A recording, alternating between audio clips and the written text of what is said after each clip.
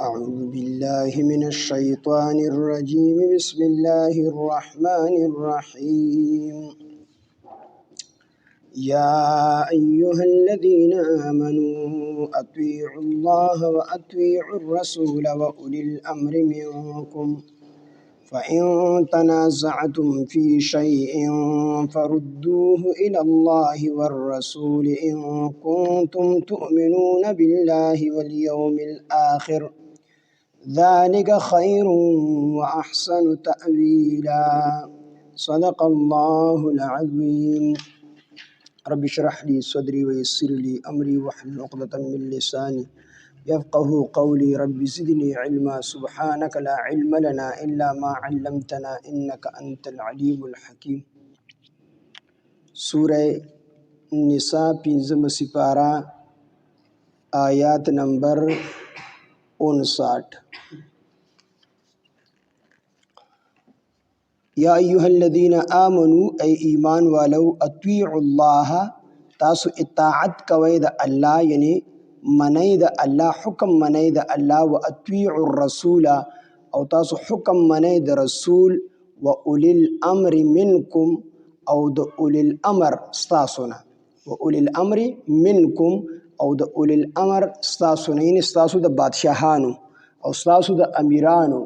او ستاسو د ائمه مجتهدینو د دې حکم چې کوم دی منئ. فإن تنازعتم بیا ګجرې ستاسو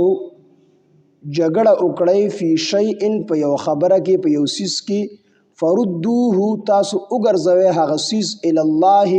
الله طرف ته والرسول او رسول طرف ته ان کنتم کچریه تاسو تؤمنون ایمان لرئ بالله په الله باندې والیوم الاخر او په ورځ د قیامت باندې نو ذالک دا خبره خیر ډیره غوره ده و احسن تأویلا او ډیره خده د انجام په اعتبار سره چې تاسو د الله اطاعت وکئ او د رسول اطاعت وکئ او د اولی الامر اطاعت وکئ. نه د دې خبره اومنه د اولی الامر د دې خبره اومنه نو دا خبره بس تاسو د پاره ډیره خوي او د انجام په اعتبار سره به دا ډیره زیاته بهتره وي. اوس لومبه حکم د نور آیاتونو نه معلومیږي چې لومبه حکم صرف د الله پاک منل دي. ان الحكم الا لله حکم به معنی صرف د الله د بل چا حکم بنه منه. نو دا د پیغمبر تابعداري شو یا د اول الامر تابعداري شو نو دا په حقیقت کې د الله تابعداري ده. خدای چې کوم دې سلور جزونه دي چې په سلور طریقو د الله پاک جل شانه تابعداري کوي. یو دا چې قرآن کې یو حکم موجود وي صراحتاً موجودي نو هغه به ډایرکټ الله حکم منو د الله تابعداري وکړو. قرآن کې یو حکم موجودي هغه به ډایرکټ مونږ منو. لکه قرآن کې چې کوم دی دا خبره په وضاحت سره ده په صراحت سره ده چې قیامت حق دی نو دا خبره مونږ ډایرکټ الله منو. دغه رنګي الله پاک وحده لا شریک دی یک یوازې دی څوک ور سره شریک نشته دی نو دا په قرآن کې صراحت سره موجود ده دی کې مونږ د چا بل چا خبره نه شامل خالص ته الله خبره مونږ. دویم طریقه دا ده چې په قرآن مجید کې به یو خبره په صراحت سره موجود نه وي یا به یو خبره مجمله وي او مبهمه به وي په کې به ابهامي هغه پټواله به لري کول غواړي یا به یو خبره مجمله ذکر وي داغه تفصیل ضرورت پوي داغه تفصیل بیا په احادیث مبارکه وکړي. او قرآن مجید کې الله فرمایي واقیموا الصلاة موږ قائم کړو څنګه قائم کو نو داغه طریقه احادیث مبارکه کې رسول الله مبارک صلی الله علیه وسلم خود دي. نو دغه د الله تابعداري ده ځکه قرآن مجید کې خبره ذکر ده داغه تفصیل نبی علیه الصلاۃ والسلام کړی دي په حقیقت کې د الله تابعداري ده او ظاهری طور نبی علیه الصلاۃ والسلام د هغه نسبت کی د نبی علیه السلام په احادیث د هغه وضاحت شوی. دریم خبره دا ده چې یو خبره نه په قرآن کې وي نه په احادیث مبارکو کې د هغه تشریح وي یعنی نه په قرآن کې په صراحت سره یو خبره چې کوم دی موجوده وي او نه چې کوم دی په احادیث مبارکو کې یو خبره موجوده وي یا په احادیث مبارکو کې دوه قسمه احادیث راغلي د یو بل متضاد احادیث راغلي وي نو په دې خبره کې بیا مونږ رجوع کو ائمه مجتهدین ته کم امامان چې مجتهدین چې د اجتهاد درجه ته رسیدلی وي د قرآن او د سنت نه چې کوم دې مسلې او احکامات هغه مستنبط کولی شي د هغې استنباط کولی شي نو هغه خلکو ته بیا مونږ رجوع لکه قرآن کې یو خبره نشته دی په احادیثو مبارکو کې هم نشته دی نو ائمه مجتهدین چې کوم په قرآن کې منصوصات دي هغې طرف ته به رجوع وکړي د هغې نه به چې کوم دی حکم راوباسي نو ائمه مجتهدین اوس لومبې خو دا چې د الله تابعداري دا لازمه ده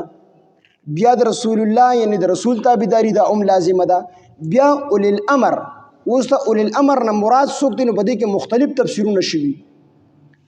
بعضې مفسرین وایي چې د دې نه مراد بادشاهان دي اولی الامر تاسو تابعداري کوئ اطاعت کوئ د اولی الامر منکم د بادشاهانو خپلو د خپلو بادشاهانو تابعداري دا کوئ نو بعضې مفسرین وایي چې د دې نه مراد بادشاهان دي چې د بادشاه تابعداري دا واجبه ده دا لازمه ده خو چې بادشاه د الله خلاف کی د پیغمبر خلاف کی نو دغه تابعداري لازمه نه ده هغه تابعداري نه مباحاتو کې دغه تابعداري لازمه ده مطلب اوس حکومت وخت وي چیرې تاڼه دې ځای کې جوړول غواړي یا د دې ځای نه منتقل کول غواړي د بل ځای کې جوړول غواړي یا دوره سکولونه جوړول غواړي د دې ځای کې سکولونه جوړول غواړي نو په دې کې د حکومت چې کوم دی د هغې تابعداري په خلکو باندې لازمه ده کم مباحات شوي چې په یو کار کې نه ګناه وي نه پکې ثواب وي داسې کار حکومت په خپل مشاورت سره کوي په خپله باندې کوي نو په دې کې ورسره څوک کیل او کال نشي کولی کوي نو دا کس ګنهګار دی نو اولی الامر نه مراد دا بادشاهان دي او بعضې مفسرین وایي چې د اولی الامر نه مراد دا د لښکر امیر دی د لښکر چې کوم مشر د لښکر او عبدالله بن حذافه رضی الله حدیث مبارک چې کوم دی بخاري شریف کې حدیث راغلی دی چې عبدالله بن حذافه رضی الله عنه دا ډېر بهترین صحابي و ډېر قابل و د وجود نه هم ډېر برابر و نو دی نبی علیه السلام د یو لښکر امیر جوړ کو یو ځای ته لیږل خو هغې ته یې وویل چې تاسو به د امیر حکم منئ تاسو باندې د امیر حکم دا چې کوم دی لازمي دی چې تاسو به د خپل امیر حکم منئ نو هغې ته دا خبره وکړه نه نو عبدالله بن حذافه رضی الله عنه چې کوم دی لاړو او لښکر یې د ځان سره واغستو نو چې یو ځای ته ورسېدل هلته کې عبدالله بن حذافه رضی الله عنه غصه شو پس خبره باندې چې غصه شو لښکر هغه خلکو ته ویل ډېر شي خشاک را جمع کړي نو خو نبی علیه السلام ته فرمایلی چې تاسو به د امیر خبره منئ د امیر خبره به کته نه غورځوئ نو لښکر والا ټول لاړ او ځنګل نه چې کوم دی ډېر خشاک را جمع کړو بیا ورته وی دي ته ور ورته کړه هغه څومره خشاک او څومره لرګي چې را جمع کړي هغه ټولو ته ور ورته بیا ورته وی چې کله هغه ور ښه سور شو او لمبې تیزې شوې نو عبدالله بن حذافه رضی الله عنه صحابو ته یو ته وردانګې سوځی پکې د ډېرې غصې نه نو بعضې صحابه داسې چې هغې اراده وکړله چې موږ ورته ور ودانګو ځکه نبي علیه السلام راته فرمایلي دي چې د امیر حکم به منئ دا په تاسو باندې واجب لازمي دي در باندې چې د امیر حکم به منئ نو بعضې صحابو دا اراده وکړه چې موږ دې اور ته ور ودانګو عبدالله بن عمر رضی الله عنه پکې موجود و هغه ټول خلک منع کړل ونه دانګئ موږ کلمه د دې دپاره ویلې ده چې موږ الله د اور نه بچ کړي نو چې دې په ژوندونې موږ په اور کې سوځي زمونږ د کلمې بیا څه مقصد شو د هغې څه پیدا شول موږ ایمان د دې لپاره راوړي چې موږ د اور نه یریدو د جهنم نو موږ د دې وجې نه کلمه ویلې ده په رسول الله مبارک په الله په رسول الله مبارک مو ایمان راوړی دی چې موږ د جهنم د اور نه بچ شو عبدالله بن حذافه رضی الله عنه موږ ژوندي سوځي نو زمونږ د دې کلمې څه مطلب شو موږ دانګې ور هغه منع کړل بیا د عبدالله بن حذافه رضی الله عنه غصه هم سړه شوله بیا چې دی واپس رال رسول الله مبارک ته خبر وکړله چې د الله پیغمبر دغه شان دی عبدالله بن حذافه رضی الله عنه غصه شوی و په موږ یې خشاک را جمع کو او ور را باندې ورته کو او موږ ته ویل چې یو کس دی ور ته وردانګ یو عبدالله بن عمر رضی الله عنه موږ منع کړو چې موږ د دې وجې نه کلمه ویلې د ایمان مو راوړی دی چې موږ د اور نه بچ شو عبدالله بن حذافه موږ چې کوم دی په اور کې په ژوندوني باندې سوځي په دنیا کې نبی علیه السلام ته وفرمیل ښه خو کړي دي نو چې تاسو دې اور ته وردانګلې وې نو تاسو به خودکشي کړې وه او دا خودکشي حرامه ده نو تاسو به همیشه دپاره جهنم ته تللي نو دا خو ښه کړي دي بیا وفرمیل چې لا طاعة لمخلوق فی معصیة الخالق د مخلوق تابعداري به په هغه خبره کې نه کېږي په کومه خبره کې چې د الله د خالق نافرمانی کي یو سړی تا ته وایي شراب اسکه نو که پلار د دم د شرابو حکم کې دا به نه مني دا الله حرام کړي دي دغه ټایم کې به د پلار حکم ټیک ته چې منل ضروري دي خو چې کله د الله رب العزت ته حکم او د الله چې کوم دی نافرمانی کېږي د الله په نافرمانی کې به د مخلوق تابعداري نه کېږي نو نبی علیه السلام ته وفرمیل ښه خو کړي چې عبدالله بن حذافه رضی الله عنه ټیک د خبره منل پتا سو واجب خو هغه خبره چې هغه د الله خوغه خبره وي چې کوم خبره د الله خوغه نه وي د الله رب العزت په گرفتاری او په گرفت کې تاسو راځي په هغه کې چې کوم د امیر تابعداري د لازم نه ده نو بعضی مفسرین وایي چې د دینه مراد د لخر د امیر اول الامر نه مراد د لخر امیر دی یعنی په تاسو باندې چې کوم مشر مقرر شو دغه تابعداري په تاسو باندې واجب ده او بعضی علما ابن عباس رضی الله عنه جابر رضی الله عنه په شان دي ویلي علما او ویلي صحابه فرمایي چې د دینه مراد علما مجتهدین علما مجتهدین ان دا سلور امامان چې مونږ وای په لنډو درته وایم سلور امامان دي امام ابو حنیفه رحمت الله علیه او امام مالک رحمت الله علیه امام شافعی رحمت الله علیه او امام احمد بن حنبل رحمه الله دا سلور امامان دي دې مراد دي چې د دې تابعداري پتا سو باندې لازمه ده یعنی چې کومه مسله په قران او سنت کې نیوي بعض خلک په دې باندې خلک دوکږي چې یاره تاسو چې کوم دي مونږ درته قران او حدیث وایو او دا خلق درته وي د احناف چې امام ابو حنیفه رحمت الله علیه وګڼي دی اومنه د بس لاله ای موږ د وایي چې قران او حدیث ومن دا خبره ذهن کې راځي بعض ورونه دا خبره کوي چې قران او حدیث ومنه موږ درته د قران او د حدیث دعوت ترکو چې قران او حدیث تراشه او دا عام خلق موږ یادي احناف چې دې ته دعوت درکوي چې د امام ابو حنیفه خبره ومنه مونږ د قرآن او سنت تر ته مرابلو او دیمو امام ابو حنیفه ته رابلو مونږ ورته خطا کېږي مونږ درته وایو قرآن او سنت ومنه خو چې کومه مسله په قرآن او سنت کې نشته دی یا پکې متضاد احادیث راغلي دي چې کوا یا نه کوا دواړه طرف ته حدیث راغلي دي نو په دغه ځای کې مونږ امامانو ته محتاج یو امام ابو حنیفه ته محتاج یو امام احمد بن حنبل ته محتاج یو زګه د اجتهاد درجه ته هر څوک نشي رسیدلی د قران او د سنت نه مسله راوګاګل د هر څوک نشي کولی نو موږ ورته وایو چې قران او سنت اومنه خو چې کوم مسله په قران او سنت کې نشته دی نو هغه کې خپل رائے مش شامل وای هغه بیا د امام ابو حنیفه طرف ته رجوع وکړي الله فرمایي چې اول الامر منکم دی طرف ته رجوع وکړي دی په مسلو باندې خپوي او دی وته سوي دی وی قرآن او حدیث اومنه او چې کوم مسله قرآن او حدیث کې نشته دی یا قرآن او په حدیث مبارکو کې دوه قسمه احادیث راغلي دي متضاد احادیث راغلي دي نو دی وی هغه کې د امام ابو حنیفه رائے ممنه بلکې زمون خبره زمون خبره نو ته بهتره کو امام ابو حنیفه رحمت الله علیه بهتره چې هغه الله څومره لوی علم ورکړ نو دلته د اول الامر نه مراد دا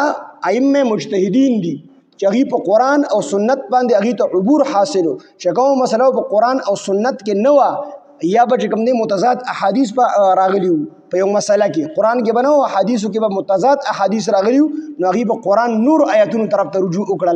نو چې منسوساتو ته به رجوع وکړه نو هغه په تناظر کې به مسله چې کوم دي د قران نو دا حکم په حقیقت کې دا حکم منل د الله دی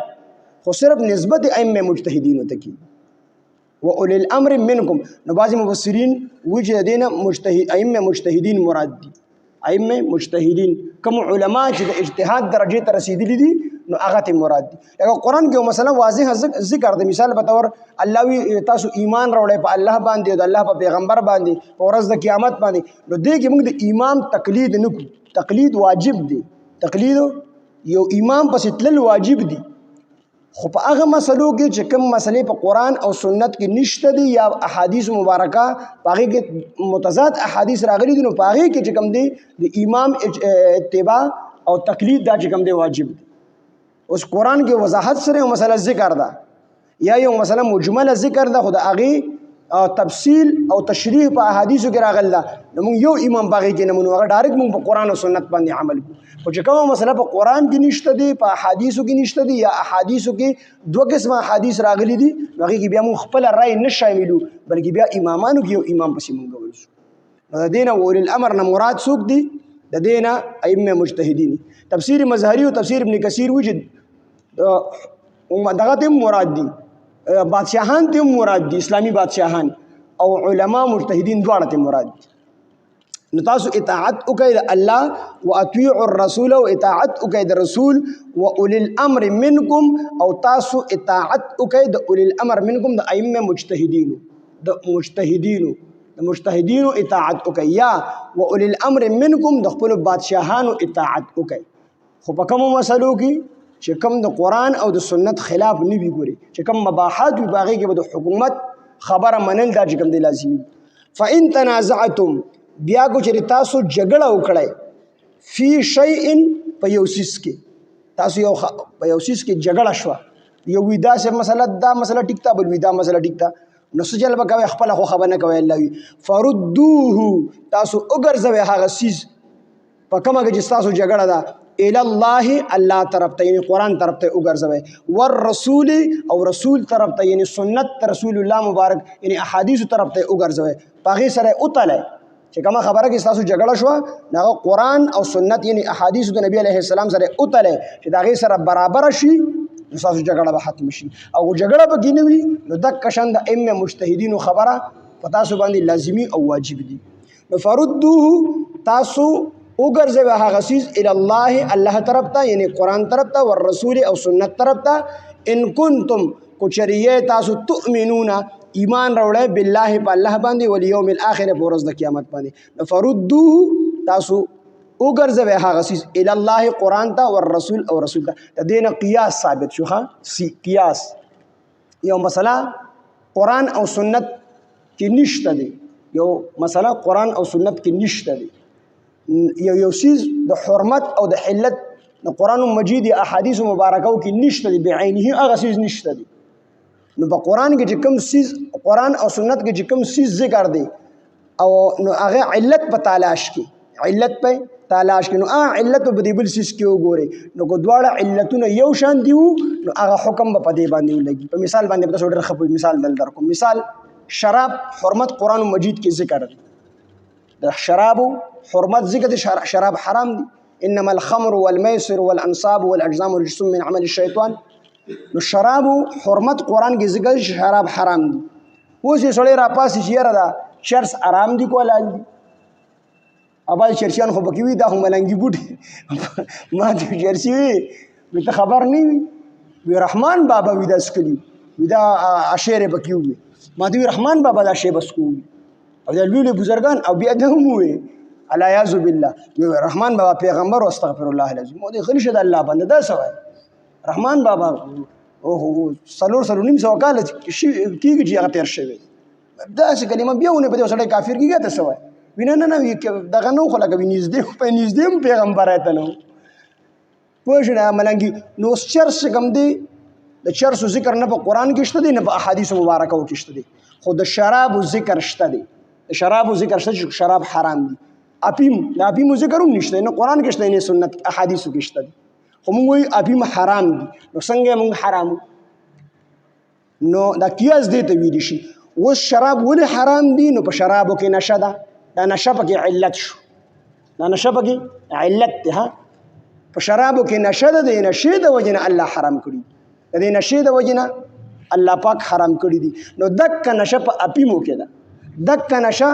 په چرسو کې ده. چرس سړی اوس کې هم په ځان باندې نه پوهېږي، اپیم اخوري هم په ځان باندې نه پوهېږي، دغه رنګې دا نور ایس وغیره شیزونه چې دي دا چې اوس کې هم په ځان باندې نه پوهېږي. نو په هغې کې هم نشه ده، په دې کې هم نشه ده. نو موږ د شرابو د وجې نه اپیم او چرس او ایس هم حرام کړل. موږ وي دا هم حرام ځکه قرآن کې خو شراب ذکر دي. نو ائمه مجتهدینو چې سوچ وکړو چې په دې کې کوم علت دی یعنی نشه ده، نو دکه د نشې د وجې نه الله دا حرام کړي دي. نو دا اپیمو دغه د ایسو پوډر وغیره دا هم نشه ده، نو دا هم حرام شو. دې د قیاس ویلی شي، یعنی د کوم سیز د وجې نه چې یو سیز باندې حرمت راغلی د کومې وجې د وجې نه هغه وجه به په بل سیز کې تلاش کې، نو چې هغې کې هغه وجه وموندلی شي نو بیا به چې کوم دی دغه سیز باندې دا حکم لګي کوم چې منسوس دی، کوم قرآن کې ذکر دی کوم چې احادیثو کې ذکر. او قیاس استنباط په یا د قرآن نه کېږي یا به د احادیثو نه کېږي. په دې پوه شوې؟ نو د دې نه قیاس ثابت شو چې ستاسو یو خبرې سره جګړه شو نو فی شی په یو سیز کې فردوه نو تاسو وګرځوئ هغه سیز لکه چرس اپیم پوډر وګرځوئ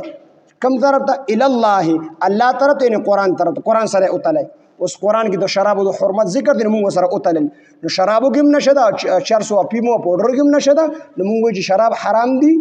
نو چرسو اپیمو پوډر هم حرام شو. فردوه تاسو وګرځوئ هغه الی الله الله طرف دین قرآن طرف تا والرسول او سنت رسول طرف تا ان کنتم کچریه تاسو تؤمنون تاسو ایمان لرئ بالله په الله باندې والیوم الاخر او په ورځ د قیامت باندې ذالک دا خبره خیر ډیره غوره ده واحسن او ډیره احسن ده ډیره ښکلې ده تأویل د انجام په اعتبار سره کومه خبره چې تاسو د الله تابعداري وکړئ او د رسول تابعداري وکړئ او د اولي الامر تابعداري وکړئ نو دا خبره به چې کوم دي تاسو لپاره ډیره غوره وي او تاسو انجام به هم ډیر ښایسته وي او که تاسو د الله تابعداري نه کوئ د رسول تابعداري نه کوئ د اولي الامر تابعداري نه کوئ نو تاسو انجام به بیا ډیر زیات خراب وي نو دې کې دې طرف ته ذکر دی یا ایها الذین آمنوا اے ایمان والو اطیعوا الله تاسو اطاعت کوئ د الله واطیعوا الرسول او تاسو اطاعت کوئ د رسول و اولی الامر منکم او تاسو د اولی الامر د خپل اولی الامر اطاعت کوئ اغي خبره اومنه فان تنازعتم بیا کوجه تاسو جګړه وکړئ فإن تنازعتم بیا کو چره تاسو جګړه وکړئ فی شیء په یو سیس کې فردوه تاسو وګرځوي هغه سیس الی الله الله طرف ته والرسول او رسول طرف ته ان کنتم کو چریه تاسو تؤمنون ایمان وروړئ بالله په الله باندې ایمان لرئ بالله په الله باندې والیوم الاخر او پورز د قیامت باندې ذالک نو دا خبره خیر ډیره غوره ده واحسن ډیره خیسته ده تأویل د انجام په اعتبار سره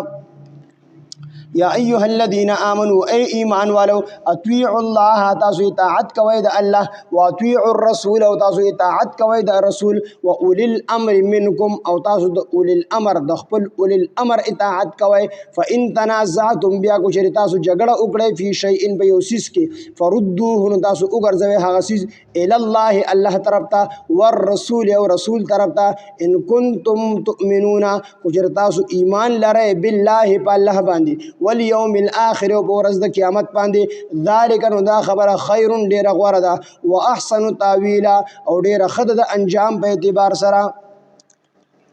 الحمد لله رب العالمين والعاقبة للمتقين والصلاة والسلام على سيد الأنبياء والمرسلين وعلى آله وأصحابه أجمعين ربنا تقبل منا إنك أنت السميع العليم وتب علينا إنك أنت التواب الرحيم إله العالمين زمون رازش زمون لي وارد طول گناهنا معاف کی إله العالمين من طول د قرآن فهم و د قرآن پوه راکی قرآن مجید د عمل کولو توفیق و طاقت راکی إله العالمين سمر خلق چې په دې اختر کې قرباني کې إله العالمين د ټول قرباني په خپل دربار الهي قبول او منظور کی إله العالمين ټول قرباني په خپل دربار الهي قبول او منظور کی مونږ ټول د صحیح قرباني کول توفیق او طاقت راکړي الله ټول په قربانو کې اخلاص پیدا کړي الہ العالمین د اختر په مونږ ټول مسلمانانو باندې په خوشاله سرکارو کې تیر کړي په خپل اطاعت کې را باندې تیر کړي الہ العالمین د فلسطین په مسلمانانو باندې او رحمېږي خدای الہ العالمین د اختر ورځ شپې دي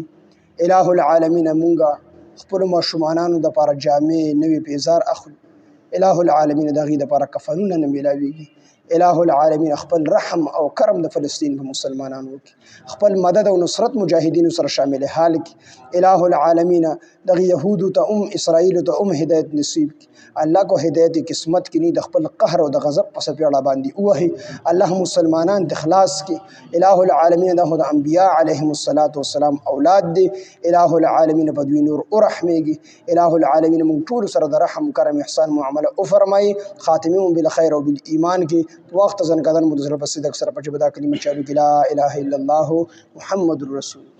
صلی الله علیه وسلم